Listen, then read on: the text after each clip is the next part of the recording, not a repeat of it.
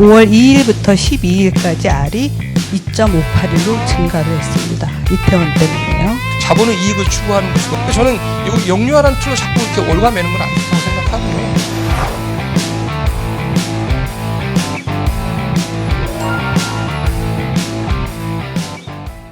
반갑습니다. 코로나19 이후 새로운 일상을 위한 모교대화 세 번째 시간입니다. 오늘은 방역 그리고 보건 분야의 전문가분들과 함께 특별히 대구 방역 현장에서 직접 코로나와 싸우신 현장 영웅이신 의료인도 함께 모셨습니다. 참석해 주셔서 감사합니다.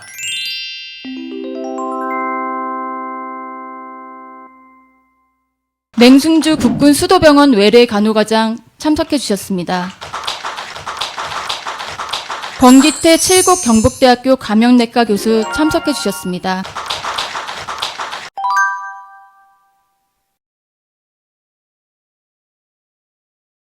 지난 두 차례 모교 대화를 통해서 코로나19 이후 세계에 대해서 깊은 통찰을 얻을 수 있었습니다. 핵심은 디지털 사회로의 중심 이동입니다. 언택트 문화, 비대면 접촉 등 코로나19 이후 새롭고 광범위하게 목도되고 있는 사회 현상은 우리로 하여금 사고의 혁신 그리고 과감한 도전을 요구하고 있습니다. 단순히 제자리에서 시선만 돌리는 관점의 이동만으로는 부족합니다. 존재 자체가 옮겨가는 중심 이동이어야 한다고 생각됩니다. 오늘 화두인 보건의료 분야도 예외가 아닙니다. 공공보건의료체계 강화, 지역별 의료 격차 해소와 같은 정책 과제에도 혁신적인 발상의 대전환이 요구됩니다. 나아가 일상화된 방역의 시대에서는 감염 예방을 위한 비대면 진료 확대, 원격 모니터링 서비스 발굴 등 보건의료 대책의 과감한 중심 이동이 필요합니다. 특히 국내 의료, 바이오 산업 분야에도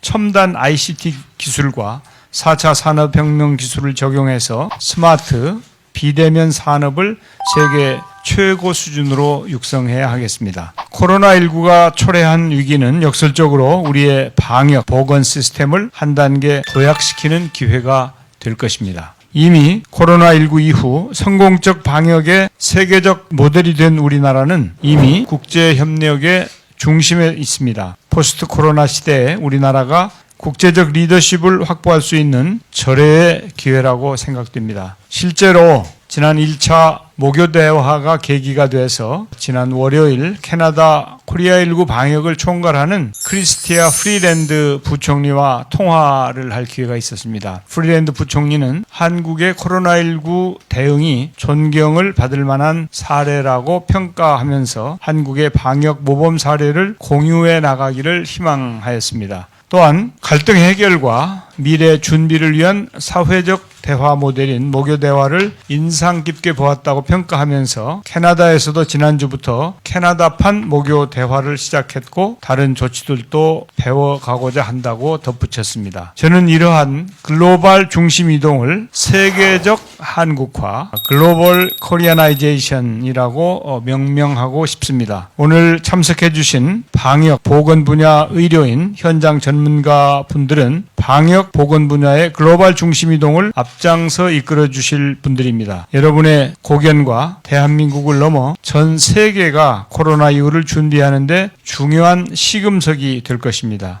송곳 같은 말씀도 달게 듣겠습니다. 형식과 틀에 얽매이지 말고 자유롭게 말씀해 주시기 바랍니다.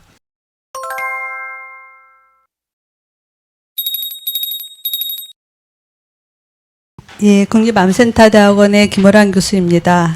코로나19 팬데믹 전 세계의 상황입니다. 전 세계에 지금 미치지 않은 곳이 없고 다행스럽게도 한국의 색깔은 조금 약한 편입니다. 이건 이제 굉장히 중요한 표인데요. 인구 1000명당 테스트를 얼마를 했느냐를 보는 겁니다. 한국이 아주 독보적으로 초반에 가장 높은 테스트를 보였고요. 4월 초가 되면서 다른 나라들이 따라와서 한국을 배우자 하면서 검사를 늘려나가기 시작했습니다. 그래서 담당하고 있는지 하는 것입니다.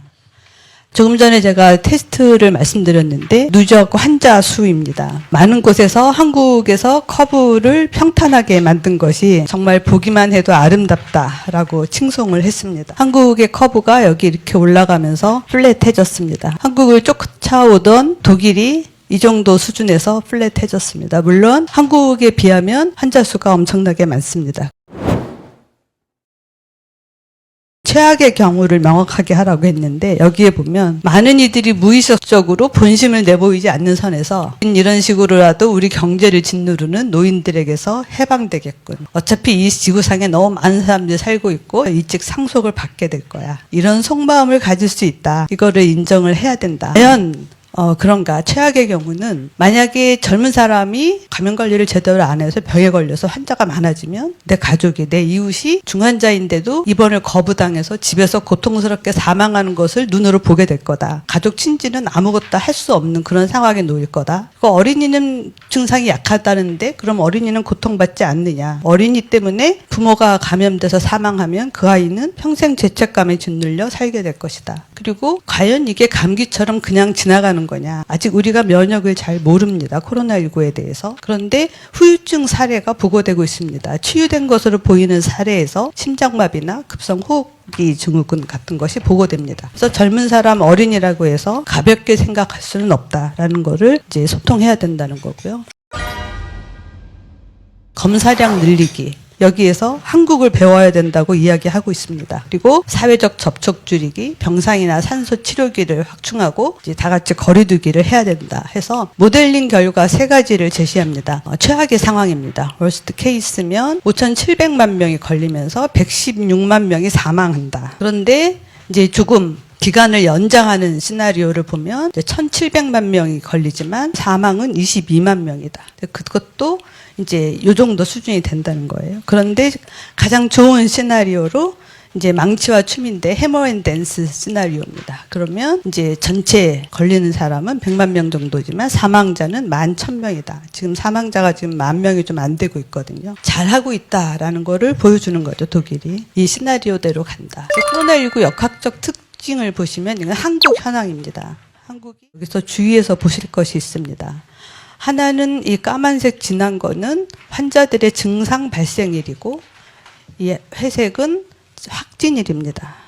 그러니까 매일매일 발표되는 거는 확진일 기준으로 오늘 몇 명이 확진됐다고 발표하는 거고 저희가 역학조사를 해서 증상이 언제 발생했냐고 물어봐서 조사하는 것이 증상 발생일입니다.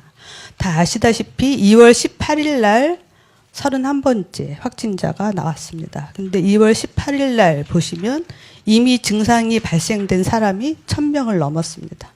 그러니까 31번째 확진자가 나왔을 때 많은 사람들이 이 31번째 확진자 때문에 대구 신천지 유행이 폭발한 것으로 알고 있지만 사실은 1,000명 이상 증상자가 쌓여 있을 때 그 맨 꼭대기 팁에서 31번째 확진자를 찾은 겁니다. 그래서 1,000명의 확진자가 증상이 있는 사람이 있다는 얘기는 이 사람이 3사람씩 전파를 시키면 이미 감염된 환자는 약 5,000명, 4,5,000명이 있는 상태에서 발견이 된 거죠. 그래서 그때부터 정신없이 검사를 했더니 엄청나게 많은 환자가 이렇게 쏟아져 나온 겁니다. 한 명 찾았을 때. 그래서 지금 이태원발 감염도 마찬가지입니다. 용인의 66번 환자가 당연히 첫 환자는 아닌데 어느 정도 쌓여있는 상태에서 이 사람이 찾아진 것인가. 그것이 이제 중요한 관건이 되겠습니다. 치명률인데요. 치명률을 전 세계를 비교를 합니다. 근데 여기서 주의하셔야 할 것이 우리가 케이스 페이탈리티 레이시라고 얘기할 때 이 케이스는 증상을 보이는 환자입니다. 그래서 초반에 중국에서 케이스 페이탈리티 레이트 치명률 보고할 때 무증상자를 뺐습니다. 그러다가 각 나라에서 왜 무증상자를 빼서 니네는 마치 치명률이 낮은 것처럼 보고하냐. 그러니까 다시 넣었다가 또 그건 정의에 맞지 않는다 하니까 또 뺐습니다. 그래서 우리가 지금 찾는 환자 중에 사실은 증상이 없는 사람이 꽤 있습니다.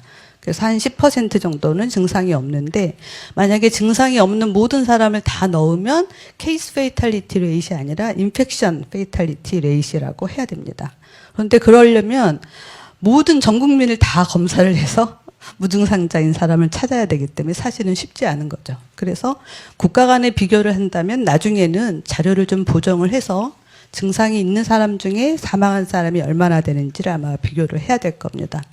현재 우리나라의 케이스 페이탈리티 레이시 2.36% 정도인데 이제 굉장히 낮은 수준이죠. 전 세계적으로 봤을 때요. 근데 보시면 80세 이상은 25%입니다. 4명 중에 1명이 돌아가시는 거고, 특히 성별로 보면 남자는 80세 이상 3명 중 1명, 여자는 5명 중 1명이 돌아가십니다. 그래서 굉장히 높은 거고요. 이 25% 정도 수준은 전 세계가 비슷합니다. 그렇기 때문에 각 나라별로 노인 환자의 비율이 얼마냐에 따라서 케이스 페이탈리티 레이시 다른 겁니다. 한국은 초기에 신천지에 젊은 사람들이 많았고, 지금 이태원 환자도 젊은 사람이 많기 때문에 전체적으로 봤을 때 치명률이 낮은 것으로 지금 이제 보이고 있는 겁니다. 우리가 감염을 벗을 때 균의 입장에서 바라보는 관점이 있고 사람의 입장에서 바라보는 관점이 두 가지가 있습니다. 사람의 입장에서 바라보는 관점이 잠복기입니다. 기준이 증상이 나타나느냐 안 나타나느냐 하는 겁니다. 그래서 감염이 시작되고 잠복기를 지나면 증상이 나타납니다. 그런데 감염 관리에서는 균이 언제 나오느냐가 중요합니다. 그래서 균의 입장에서 보면 사람 몸 안에 들어가서 몸 안에서 막 증식을 한 다음에 어느 정도 지나면 그 균이 사람 몸에서 배출이 돼서 다른 사람한테 전파하기 시작합니다. 그게 되게 중요한 거죠. 그래서 요 증식하는 기간을 잠재기라고 하고 균이 배출되는 기간을 전염기, 전염을 시킬 수 있는 기간입니다. 근데 보통의 호흡기 감염은 증상이 나타나기 전에 이미 전염이 시작됩니다. 그래서 호흡기 감염은 사실 감기나 독감은 우리가 격리 안 하죠. 왜냐하면 관리할 수가 없어요. 증상이 나타난 사람은 이미 전파시킬 대로 전파시킨 다음이기 때문에 관리를 잘 못합니다. 대신에 증상이 없어질 때쯤 되면 이미 더 이상 이제 바이러스가 안 나옵니다. 그래서 대부분 호흡기 감염은 증상이 없어지면 이제 업무에 복귀해도 좋다 이렇게 하는 거거든요. 대신에 이제 그 전에 이미 다 감염을 시켜버리는 거고요. 소화기 감염은 반대로 증상이 먼저 나타나고 좀 있다가 균이 배출되기 시작합니다. 그런데 특징적인 게 증상은 다 없어졌는데 균이 계속 나옵니다. 대변 같은 데서. 그래서 우리가 콜레라나 이질 환자들을 병원에 입원시키고 대변 검사를 다 해서 증상은 없어졌지만 48시간 간격으로 2번 음성이 나올 때까지 격리를 시켜놓습니다. 그렇지 않으면 이 사람이 이제 증상이 없다고 해서 나가서 직장에서 조리사로 일을 한다든가 하면 유행이 생기죠. 이게 호흡기 감염은 잠복기 때 위험하고 소화기 감염은 회복기 때 전염될 가능성이 있어 위험하다고 알고 있습니다. 그런데 코로나19는 이 두 가지를 다 가지고 있습니다. 얼마나 우리가 힘든 바이러스랑 싸우는지 지금 알고 아실 겁니다. 이 지금 코로나19는 바이러스 배출이 먼저 시작됩니다. 증상 전에. 그리고 증상이 나타났다 사라졌는데 바이러스는 계속 나옵니다. 그러니까 호흡기 감염 바이러스에 관리하기 어려운 점, 소화기 바이러스에 관리하기 어려운 점, 두 가지를 다 가지고 있다고 보면 됩니다. 지금 이 어려운 바이러스랑 한국이 이렇게 잘 싸웠다는 게 이제 놀라운 거죠. 특히 이제 위험 소통에 대해서 요즘 많이들 이야기하시는데요. 리스크 커뮤니케이션은 우리가 해자드와 아웃레이지 이 두 가지를 합한 것이 위험이다라고 봅니다. 실제 위해가 높은데도 불구하고 아웃레이지가 낮다. 그러면 우리가 좀 워치아웃 해야 된다, 조심해야 된다라고 이야기를 합니다. 근데 실제 위험은 낮은데 너무나 아웃레이지가 높다. 그러면 좀 캄다운을 시켜야 됩니다. 그런데 지금 코로나처럼 해자드도 실제 높고 아웃레이지도 높다. 그러면 위기 소통을 해야 됩니다. 그래서 우리 함께 이겨낼 수 있다. 우리 함께 이겨내보자. 이런 메시지를 자꾸 줘야 됩니다. 근데 이 코로나가 재밌는 게 예를 들면 지금 하자들은 높은데 젊은 사람들은 아웃레이지가 없습니다. 괜찮을 거야. 난 안 걸릴 거야. 이렇게 얘기하면 좀 더 경각심을 갖도록 커뮤니케이션을 해야 되고 너무나 경각심이 높은 사람들에 대해서는 조금 캄다운을 시키는 그런 이제 집단적인 접근도 필요하겠습니다. 시키는 부분입니다. 수학을 안 좋아하시는 분은 조금 머리가 아플지도 모르겠습니다. 우리가 감염 재생산수를 R이라고 하는데 R은 이 P, C, D 세 가지로 결정이 됩니다. P는 한 번 접촉했을 때 감염될 확률, probability라고 하고요. C는 얼마나 접촉을 많이 하느냐, 컨택입니다. D는 환자들의 감염 전파 기간입니다. 그래서 이 R이 1보다 낮아야 감염이 줄어드는 거기 때문에 우리가 이 PCD를 낮춰서 R을 1보다 줄이는 것을 방법으로 써야 됩니다. 코로나19에서 우리가 피를 줄이기 위해서 마스크, 고글, 장갑, 기침 예절, 사람 간의 물리적 거리 두기를 합니다. 단위 시간당 접촉인 C를 줄이기 위해서 우리가 격리를 한다든지 성병은 금욕을 한다든지 이렇게 해야 됩니다. 코로나19에서 우리가 사회적 거리 두기를 하는 이유입니다. D를 줄이는 것이 환자들의 감염 전파 기간을 줄이는 건데 이게 의료인이나 방역 당국이 하는 일입니다.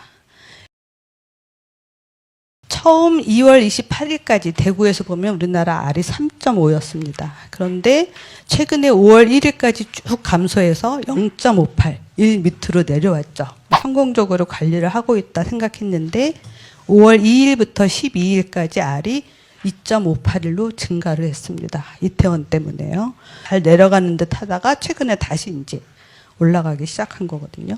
이 R이 2.58로 올라간 것이 그대로 유지된다. 그러면 5월 15일 날 내일이죠. 하루 환자가 38명에 5월 30일이 되면 400명으로 증가하는 게 됩니다. 그리고 여기서 문제는 이태원의 경우에는 환자들이 진단을 안 받고 숨는다는 겁니다. 그래서 환자가 숨을 경우에 어떤 일이 벌어지는지를 저희가 모델링을 해봤습니다. 그래서 환자가 예를 들어서 반이 숨는다. 그러면 지금 당장 하루 이틀 사이에는 환자 수가 한두 명밖에 차이가 안 납니다.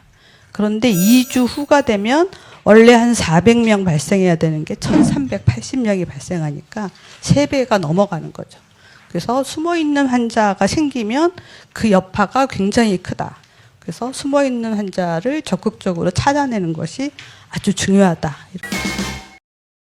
지금 그럼 무엇을 해야 되느냐? 보통 감염병 위기는 대비를 하고 벌어지면 대응을 하고 끝나면 회복으로 돌아갑니다. 근데 코로나19는 대비하고 대응했는데 안 끝나게 생겼습니다. 그래서 지금 장기전 대비를 해야 됩니다. 회복이 아니라요. 그래서 장기전 대비는 그럼 어떻게 해야 되나?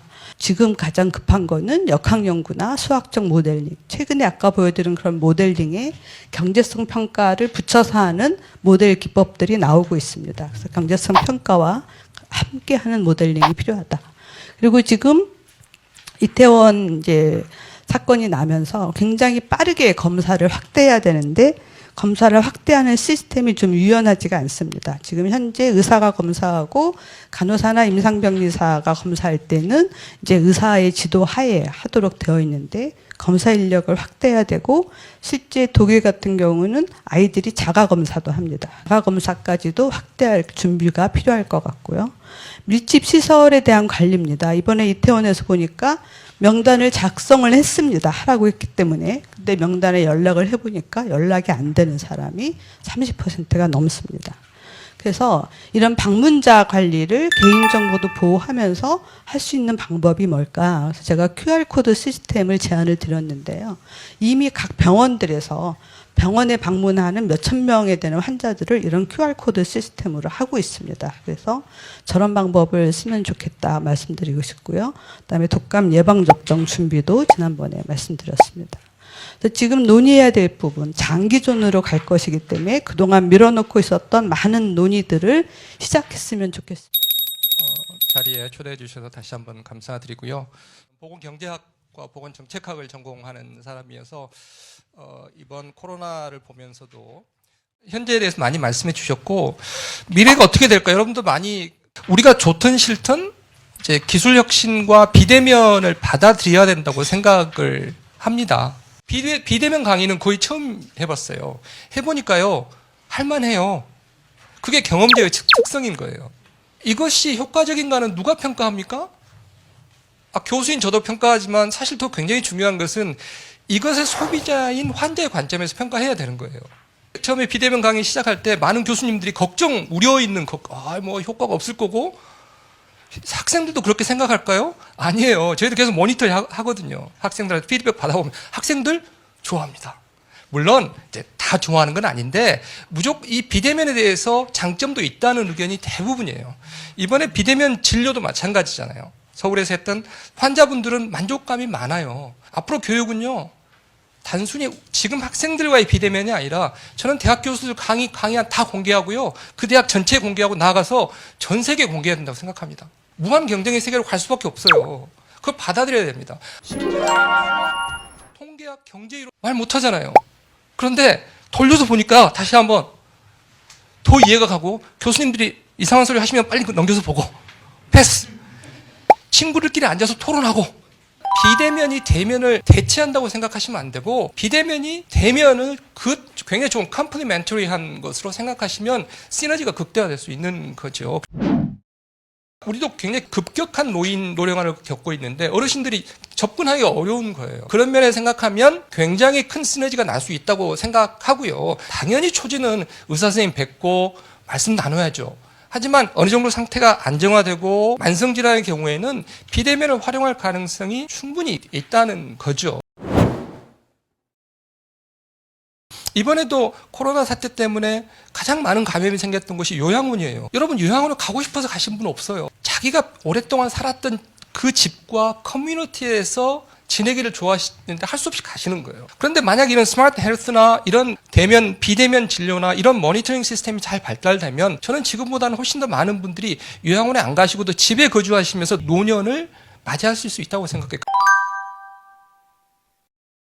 불행히도 왜 저는 의료 영유아란 틀에 자꾸 우리가 얽매이는지 저는 모르겠어요. 예를 들면 국가에서 의료인들 교육에 투자를 한 것도 아니고 의료인이 시설을 만드는데 이익을 보면 이상한 겁니까? 저는 우리 경제학자이기 때문에 그런지 모르겠는데 뭐 영리의 개념이 뭘까? 아마도 저기에서 영리는 대자본과 소자본의 차이인 것 같아요. 그래서 이제 의료 분야에 대규모 자본이 들어오면 영리고 하지만 자본이죠. 그것이 대규모 자본이든지 소규모 자본이든지 자본은 이익을 추구하는 것이고 그래서 저는 이 영유아라는 툴로 자꾸 이렇게 올가매는 건 안 좋다고 생각하고요.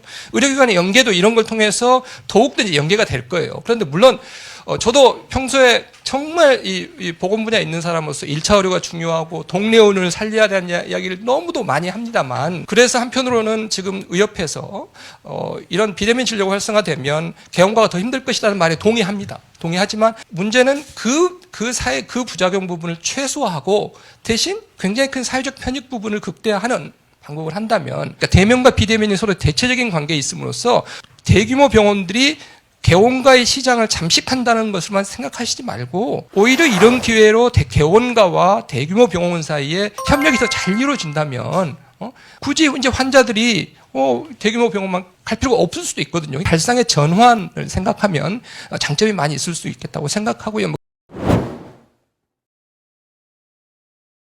이번에 굉장히 정말 세계적으로 우리가 자랑스러워할 만큼 의료 분야가 잘했지만 또 여전히 고쳐야 될 부분도 많습니다. OECD에서 의사 수 가장 적습니다. OECD에서 병상 수는 2번째로 많습니다. OECD 국가 중에서 의사 방문의 수는 가장 높습니다. 가장 적은 의사 수로 가장 많은 의사 방문을 한다는 것은 의사 선생님들이 거의 살인적으로 노동을 하신다는 이야기예요. 의료 질이 좋을 수 없죠. 공공의료 부족해서 공공의료 강화시켜야 되고 감염 전문병원 만들려는데 의사는 어떻게 하시겠습니까? 지금도 현재도 지방의료원 가시면 제일 원장님하고 말씀해보면 제일 큰 문제 중에 하나가 의사를 못 구하는 거예요. 근데 여기서 핵심 질문은 그러면 사회적 거리두기를 할 때 그것들을 뒷받침할 수 있는 제도적인 마련 뒷받침이 있어야 되고 그다음에 그런 의사결정을 어떻게 할 것인가가 핵심이라고 저는 생각합니다. OECD 국가 중에서 우리처럼 유급병가나 이 수당 제도가 지극히 취약한 나라는 없습니다. 그러면서 어떻게 집에서 쉬라고 하시죠? 아니 아프면 쉬라고 그러셨으면 그 대안을 주고 쉬라고 하셔야죠. 그다음에 휴가 결정도 마찬가지입니다. 학교는 열어야 된다고 생각합니다. 빨리. 그런데 학교에 대한 이야기도 저희가 뭐 싱가포르 이야기를 많이 하는데요. 휴가 결정을 할 때 적어도 싱가포르는 학교를 닫은 게 아니라 봄방학 때문에 방학을 한 다음에 다시 개강을 예정대로 할 것인가를 고민할 때 왜 그럼 다시 개강을 원래 예정대로 했을까? 가장 큰 컨선이 케어라는 거예요. 케어. 재택근무를 완전히 보장하지 않은 상태에서 학교를 닫을 수는 없다는 것은 자기들 분명한 정부의 방침이라는 거죠. 학교를 닫고 열고 할 때는 그것의 케어의 임플리케이션을 고민해야 돼요. 그렇지 않고 우리가 그냥 위험하니까 닫겠다. 긴급 보육은 좀 남겨주긴 했지만 나머지 그럼 어떻게 그 케어할 여력이 없는 사람은 어떻게 그걸 감당하라는 이야기입니까? 그러니까 그런 고민을 같이 해나가면서 해야 된다는 거죠. 그다음에 이제 비대면 진료도 사실 지금처럼 이 감염 위험 때문에도 단순히 이제 소비자 편의만이 아니라 환자가 오는 과정에서 의료기관이나 의사 선생님이 감염될 수 있으니까 비대면하는 것 이런 제도적인 뒷받침이 필요 있어야지만이 사회적 거리두기나 방역이 잘 되는 것이지. 그렇지 않으면 누군가는 히든 소셜 코스트를 눈에 보이지 않는 사회적 비용을 안을 수밖에 없다는 거죠. 아주 급한 불을 끄고 좀 더 장기적으로 대비를 하려면 저는 resilience and participation의 대안이라고 생각합니다. 그러니까 얼마나 회복 가능한 시스템, 얼마나 회복 가능한 의사결정 구조를 만드는가에서 핵심은 participation이고요. 그러니까 우리가 과학자로서 과학적 근거를 최선을 통해 대해서 만들어냈지만 궁극적으로 일정 부분은 국민의 가치 판단이 있을 수밖에 없다는. 그것은 너무 국민이 모른다라고 생각하시면 안 되고 국민을 충분히 설득해서 다양한 대안, 질병의 위험과 다양한 대안의 비용과 편익을 충분히 토론하고 공론화해서 한번 해보자는 그런 말씀을 드립니다.